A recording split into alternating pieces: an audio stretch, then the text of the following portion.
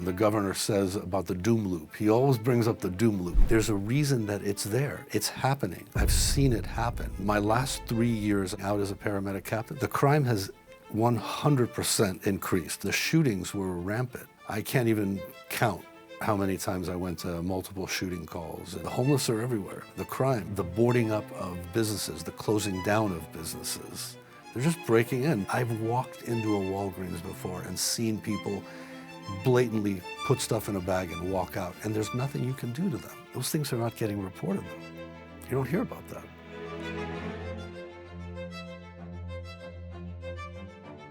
Hello and welcome to Bay Area Innovators. I'm your host, Steve Espas. Today we are joined by Rafael Gordon. Rafael was born and raised in San Francisco and has been a paramedic with the San Francisco Fire Department for 30 years. He is also a property manager and nutrition expert.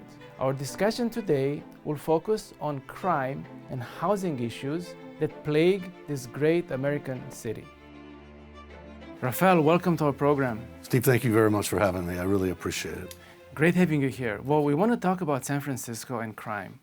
There's a lot of reports talking about how San Francisco's crime is out of control, how there's theft happening, there's all these videos that go viral with people stealing stuff on the streets, homeless out of control. What do you see on the street? So I think before I answer that, I'd like to give it a little context. I was born and raised in San Francisco. I went to school there up until my second year of college. I also worked in the fire department and on private ambulances for 30 years. So I have a very unique view as opposed to someone who's going to tell you that it's all camera tricks and all that. The crime has 100% increased. And I don't mean, what I mean, it's definitely increased from what I saw back in the 70s, 80s, 90s until now. Yes, can they make it look worse when there are videos? Sure. But the fact is that, it's increased, and not only the violent crime, but as we saw during the pandemic, I can give you an example that during the pandemic, we didn't have a lot of tourists coming into San Francisco, so the criminals reverted to breaking into people's garages and stealing bikes. So that opportunity to break into people's cars at the beaches or at restaurants, is typically what happens is they know they're coming in from the airport, they stop and grab something to eat, or they go to the beach or whatever. Boom, they'll take everything, and it takes minutes. In the property that I manage in San Francisco, on 4 or 5 different occasions, they broke into our building, tried to steal bikes. They weren't able to. They broke into cars in our garages. It's all on video. That wasn't happening prior to the pandemic. So yeah, there's definitely an increase. Violent crime is definitely on the up. If you looked at video of downtown 10 years ago versus now, it looks like a third world country now. When I first started as a paramedic, we would get a lot of heroin overdoses. Now it's fentanyl, and fentanyl is 10 to 20 times more lethal than heroin. So if you don't have the money to purchase the drugs, you're going to definitely have to commit crimes to get that money to purchase those drugs. Now, you've been a firefighter and you've been a paramedic. Mm-hmm. Please tell us some of the things you have seen during your job of duty. So I saw multiple different things. For many years, I was also not only on the ambulance in the streets of San Francisco, I was detailed out to the airport for a long period of time.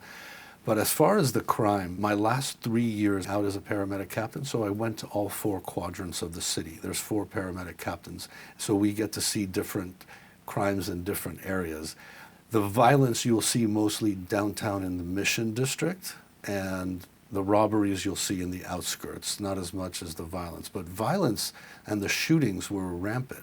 We get a lot of those. I can't even count how many times I went to multiple shooting calls. And I remember this one where this one group in the Western Addition, a bunch of them got shot. I think there was 4 or 5 of them that got shot because they were saying something bad on Facebook about another group in Oakland. So the group in Oakland came up and shot up a bunch of people in the Western Addition. So that's just one example. There's so many of those. Just being a resident for so long, you could just walk down the street and see it. In my neighborhood in the Richmond district, it's everywhere. The homeless are everywhere. The crime, the boarding up of businesses, the closing down of businesses. They're just breaking in. I think it was 2 weeks ago, there was a CVS at 32nd and Clement. A bunch of thugs backed their vehicle into it and broke into the place at night and stole stuff from the CVS. Those things are not getting reported, though. You don't hear about that. Why are the residents reluctant to report some of the crimes? And I think that's a function of, over time, the police are not taking reports. They're not documenting what's happening. And I don't blame that on the police. I blame that on that former DA that we had, Chesaboudin. He had this thing that sounds really good. He called it restorative justice, but it became a turnstile. The or the jail system became a turnstile. They'd arrest them, and by the time the sun came up, they were out. So I think the residents, like myself, were frustrated because nothing was happening. And they would tell us, nothing's going to happen. They broke into our house. There's a video of a guy with a billy club breaking into cars in our garage area, and the cops were like, they're not going to do anything.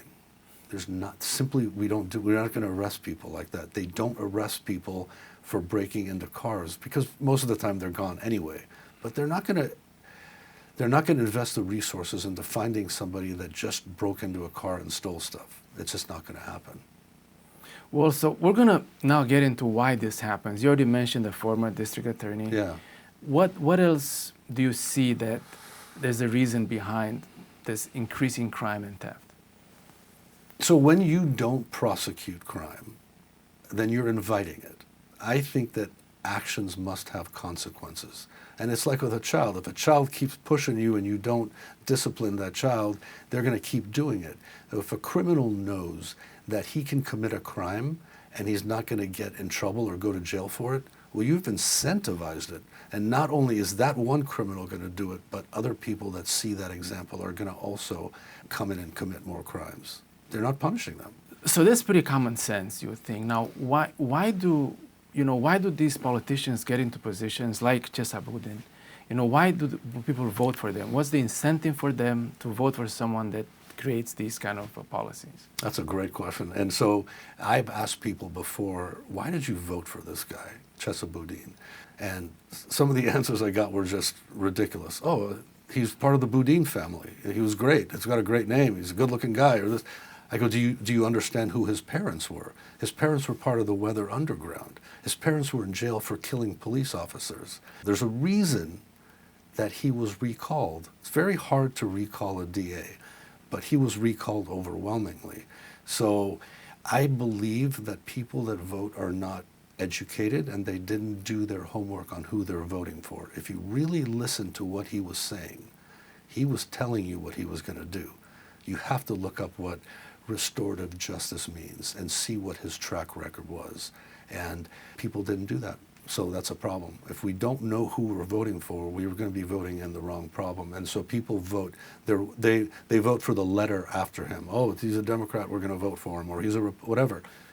That's the reason. They didn't do their homework on who this guy really is. I'm going to read you a quote that I got here. I wanted you to comment on it and see what you think about it. So this is from John Chachas. He's the CEO of Gump. Gump is this retail store in San Francisco, 166 years old store, retail store. He actually wrote an open letter to the governor, Governor Newsom, the mayor, and the board of supervisors, and he published it in the Chronicle, as a paid ad. He paid for it. Basically, he's saying that San Francisco now suffers from a tyranny of the minority, behavior and actions of the few that jeopardize the livelihood of the many. The ramifications of the COVID policies advising people to abandon their offices are only beginning to be understood. Equally devastating have been a litany of destructive San Francisco strategies, including allowing the homeless to occupy our sidewalks, to openly distribute and use illegal drugs, to harass the public and to defile the city streets. So, again, you live in San Francisco, you see what happens. Is this guy right, or how far off is he? He's not off at all. I think he hit a bullseye with that one. The question is like, what do we do now? He hit it. There's no question, and I'm not debating what he's saying. Is what do we do now?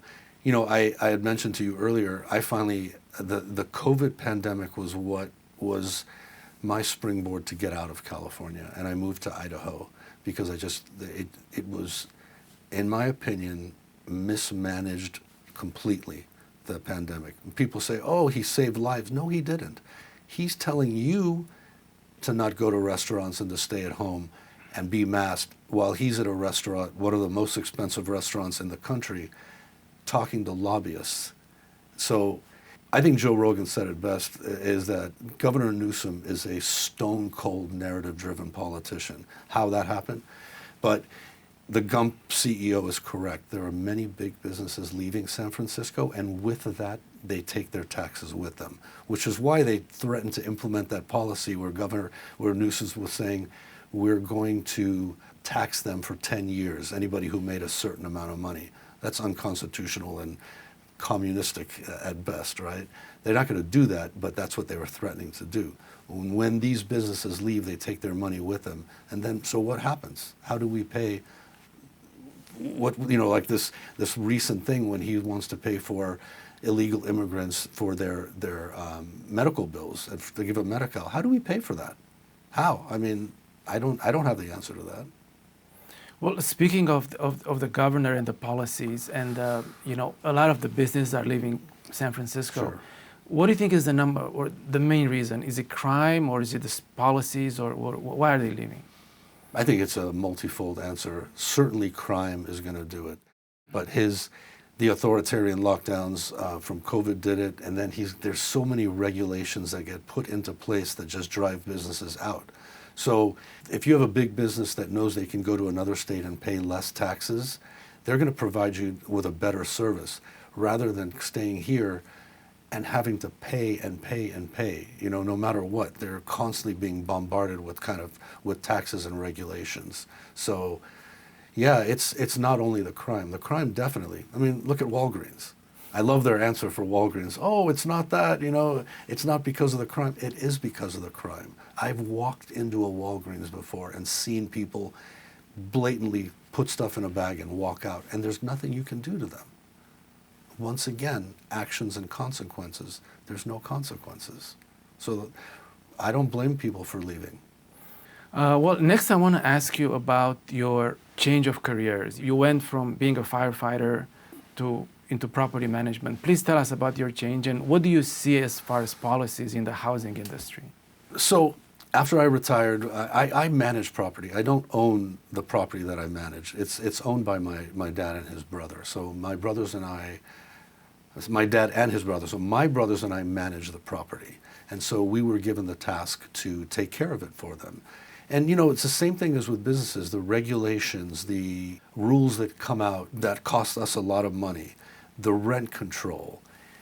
There's no more, the tenants really have way more control than the owners do, because they have organizations that support them, and we have to pay to be part of our board, you know what I mean? Mm-hmm. So we have tenants that have been with us for many, many, many years. We enjoy a very good relationship with our tenants.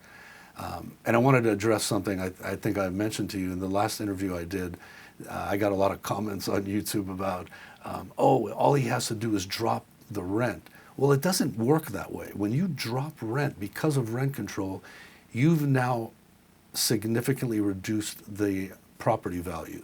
And it doesn't work both ways. I can't increase rent when I want to. I can drop it as much as I want. I can just say, hey, take it for free. But we're a business. It's still a business. I think the misconception that owning property, I'm there to take care, just to provide housing for people. It goes both ways. We provide housing, but at the same time, we have to make money doing it. We're not getting rich doing it, but my dad and his family came from Burma. They came here as refugees and started with nothing. My dad said I had $6 in my pocket when he came here in the 50s. And slowly, slowly, he put his nickels and dimes together with his brother, and they did good, Are they filthy rich? Absolutely not. But they're doing good. They're able to provide for their families. So regulations that come through, all of a sudden, like there's this new thing that's coming out that it's called a pillow alarm test. Have you heard of that? No. Pillow alarm test is any structure that has 3 or more units has to have a smoke alarm in each bedroom that can be heard at the pillow level at 70 or 72 decibels. So now with our units, it's going to cost us about $150,000 to do that, and it's mandatory. We have a good system in place, But now it has to change because they have regulations to do it. Mandatory regulations. That there was a seismic retrofit that came out that we had to retrofit the building, $120,000. Now we do it because it's mandated. If you don't do it, you can't rent They'll it shut us anymore. down, Yeah. right? Rent is controlled, so we cannot increase rent based on what we wanted or the market. So the CPI goes up. We can raise it a little bit each year. Sometimes we don't. We didn't raise it for 2 years during the pandemic because we knew people were struggling. There's a big difference between a building like ours that are run by us versus a building that is run by a big management company. You call me and say I have a leak, you're going to hear from us within an hour or two. It's not like that in those big corporations, that big apartments that are run by big management companies. Speaking of tenants' rights, why do you think that tenant advocacy groups are so powerful? There's more tenants than owners, so it makes sense, all right? And so they get these advocacy groups and they make rules that are punitive to the owners. We're not bad. We're not the big bad wolf that they make us out to be. They'll say, oh, these landlords, they're greedy and they want to get as much as possible. I have a tenant who's a World War II vet. He's 97 years old. He's been in that building for 50 years before my father and brother bought it. And he's paying a third of what his rent is. And that's cool because we love the guy. You know what I mean? He's a vet. He served our country. So once you get locked into that low rate, which is why we don't reduce the rent just to because what happens is the market may go down. We're not going to reduce the rent because when the market goes up, we can't increase it. So we stay neutral with it, right? Eventually it's going up as it is now. But during the pandemic, it went down. But these advocacy groups, they make it very difficult to evict tenants unless they're not paying. It's a nightmare. So a lot of them have that control. But again, why do they have so much power with the government? Because they're not the ones creating the policies. It has to be the city that creates the policies, right? Yeah, so the advocacy groups have to push the politicians, and the more of them that they are, the more influential they are. It's kind of like the bike coalition. Mm-hmm. The bike coalition in San Francisco is one of the most powerful advocacy groups in the entire city. So they can push the narrative and drive change because they're very powerful and they have an ear. And maybe they're also greasing the politicians. I don't know if they're doing that or not, but it could be. Talk to us about some of the solutions that you see that can improve the city, both on a housing level and on crime. What is it people can do to improve the situation? You've got to vote the right way. We have to vote in the right people. Since they're the ones that control the laws, there's no way unless anarchy takes over, which is not going to happen, and nor do I advocate for that, but we have to bring in the right people, sensible people, centrist. I'm not saying go far right or far left, but we're so far left in San Francisco that it's no one's speaking for the average person. So if you were considered a liberal back in the 60s and 70s, you are now considered a far right-wing extremist by these progressive types that are running the city right now. I'll give you an example. The vacancy tax that just took place 2 days ago, it was brought on by a guy named Dean Preston. He was supervisor in District 5. He is a democratic socialist. Okay, he admits it. That vacancy tax will tax any building with more than 3 units if they're vacant after 6 months, anywhere from $500 to $2,000 a year for a vacant unit. So the regulations are authoritarian. And so we cannot have politicians like that don't have the best interest of everybody. So that's where we start. Now, the other part is the policing needs to get better. And I'm not talking about the police force themselves. I'm talking about the people that make the decision on who gets arrested and who gets prosecuted. Because the police can do their job all day long, but the minute the DA says we're not prosecuting that guy, well, those guys just wasted their time. Yeah, the progressive policies seem to move towards the socialist system. Sure. And the question is, people have seen Eastern Europe fall in '89. Yeah. Most of the communist countries and socialist countries' systems, they collapsed because it doesn't work. Yeah. Why is it growing now in the U.S. after over 20 years after falling in Europe? Throughout time in history, they're always going to say the same thing, that they think they can do it better. You look at Venezuela, you look at every other European country that tried socialism. It doesn't work because eventually you run out of other people's money, right? I mean, there's no other best way to put it. Have you ever heard of a guy named Yuri Bezmenov? That sounds familiar. Okay, look him up. I encourage everybody to Google him and do a YouTube search on him. And he talked about... Is a Russian who defected? Exactly. Yeah. He was a KGB agent that defected. What an interesting piece he did in 1983. He's dead now. And he said that he talked about ideological subversion and the 4 steps to get there. And now we're in that 4th step, which is the step of normalization. Everything's normal now. You talk to people and they will say things and you go, I can't believe you just said that. You know, socialist ideology takes from you and me and gives to other people, but when you and me finally say, hey, we're not going to do that, then what happens? Well, whose money are you going to use to pay for everybody? It doesn't work. So then you're going to end up in a big problem, which is why they, you know, eventually it'll sound a little conspiratorial, but, you know, the gun. Why is it in states like California, they're constantly talking about taking your guns away? Constantly. Gun control, gun control, gun control. I live in Idaho. We are a 2A state. Yeah, we can have guns. Yes, there's a background check for sure. They'll tell you there isn't, but I can tell you there is. So, you know, everything's in the manipulation of words. The manipulation of words is beautiful, and the politicians use it great. So, for instance, there was an interview with Jon Stewart. You know, he was a late night. He used to be a late night host, and he with vitriol was talking about how guns are killing children and you know, the gun control and it's killing babies.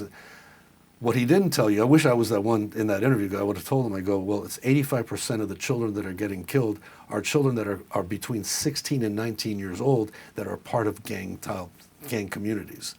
It's not the 4 and 5-year-olds. But how do you pull at heartstrings? You use the word babies and children, and that's what he did. And that's, everything's in the narrative, everything. Rafael, thank you for your time. I know you've also been involved with some other innovations on your own as far as fitness. Please talk to us what else you're doing to help people improve their health. I got into nutrition and helping people with their nutrition because as I was leaving the fire department, I saw that people weren't eating healthy and they were putting on a lot of weight and hormones got messed up. So I did some nutrition coaching for a while. I've now hooked up with a guy, a friend of mine in Idaho, Corky Thorson, and he's an IFBB pro. He's 71 years old and he's amazing. So what we've decided to do is start a group coaching business where we'll be doing most of it online, digitally, reaching out to men and women in their 40s and above, getting them to optimize their nutrition, their fitness, their mindset, as well as, you know, getting them their labs tested and all that.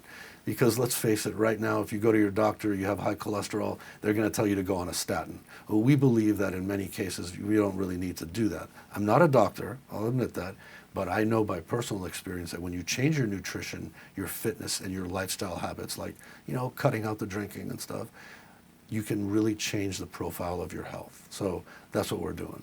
So is nutrition, weight management? I mean, with nutrition, weight management comes. So it's nutrition, fitness, and mindset. You know, you can't fix a problem in the same mindset that it was created. So if somebody's addicted to a food or addicted to a substance, you have to switch their mindset up. How do you do that? You just got to work on that person and show them what's right and not be afraid to look at somebody in the eye and say, you know what, that alcohol is really not helping you. Going to bed and eating 10 Oreo cookies and a bowl of ice cream is not helping you. So that's how you know, and show them. What I do is I show them what I went through. I can show you my labs and how I looked 5 or 6 years ago versus what it is now, and I didn't take one medicine to change it. It was all done through getting up earlier, focusing on a more positive mindset. And kind of what you guys do with Falun Gong stuff is meditation and gratitude. Once you show somebody how to be grateful and use gratitude as a springboard to your next goal, everything changes. Rafael, thank you so much for your time. Anything else you'd like to add? No, I appreciate it very much. Thank you very much. I appreciate it.